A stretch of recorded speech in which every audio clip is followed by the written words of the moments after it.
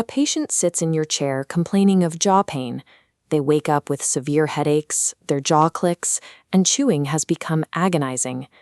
These symptoms are difficult to pin down because they overlap significantly with other pathologies. Because the nerves innervating the jaw joint are shared with the head and ear, patients often experience referred pain that they perceive as deep ear infections or chronic tension headaches.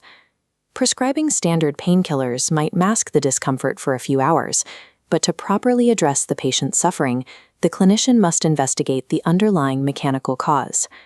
This 3D cross-section shows a healthy temporomandibular joint in motion. Dysfunctions often originate in mastication muscles, which go into continuous, painful spasm from stress.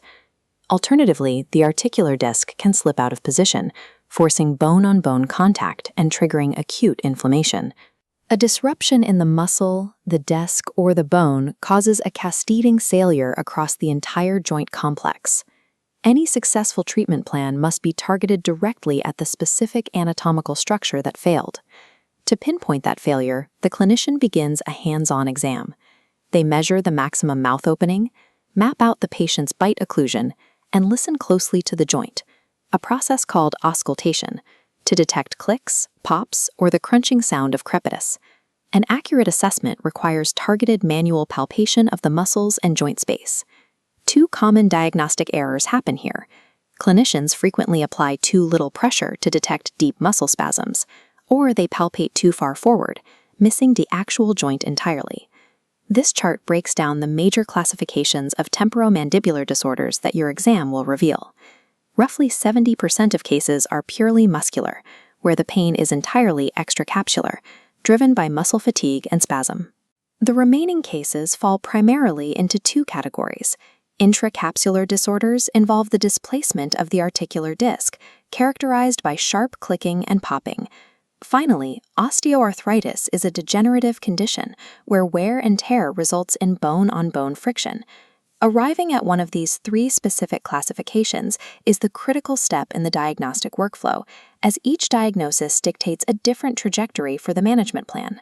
This pyramid illustrates the hierarchy of management.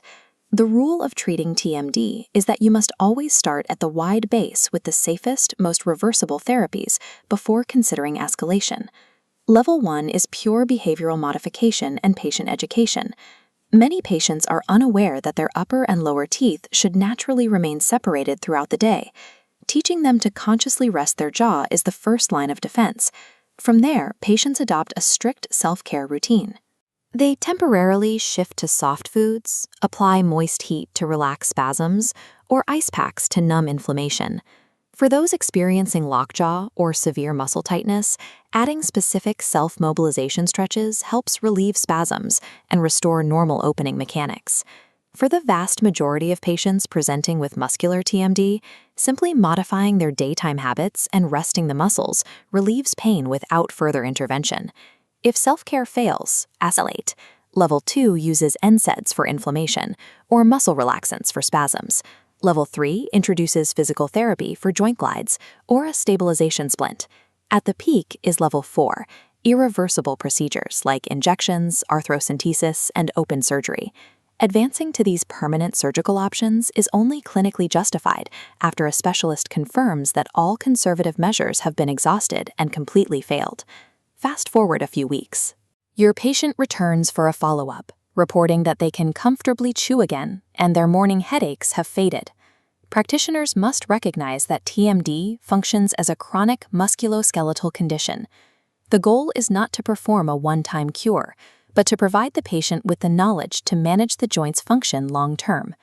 As a quick recap, categorize the pain as muscular, intracapsular, or degenerative. Then apply the management hierarchy, starting from the wide base of reversible therapies. Mastering TMD requires a clinician to look past the teeth. By thinking systematically about the anatomy and championing a conservative biopsychosocial approach, you help the patient regain control over their joint function.